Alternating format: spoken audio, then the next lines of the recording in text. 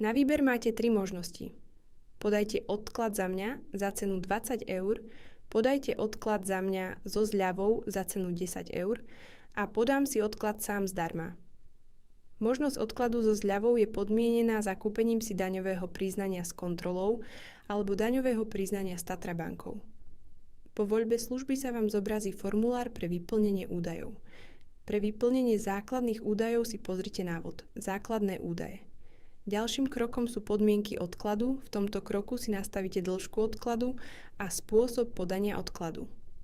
Najskôr zvoľte dĺžku odkladu. Kliknite na rozbaľovacie menu a vyberte jednu z možností podľa vašej situácie. Následne vyplňte pole Podajte odklad za mňa. Ak chcete, aby odklad podala spoločnosť Numiron za vás, zvoľte možnosť áno. Potom kliknite na tlačidlo Stiahnuť P, D, F na podpis. Systém vám vygeneruje splnomocnenie, ktoré je potrebné podpísať a nahrať do poľa pre podpísané splnomocnenie. Posledným krokom je platba. Pre podrobnejší návod o platbe si prosím pozrite návod Platba a výber služieb.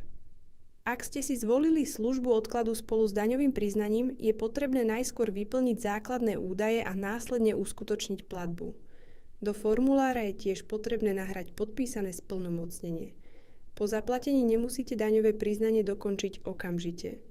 Odklad bude automaticky evidovaný v systéme.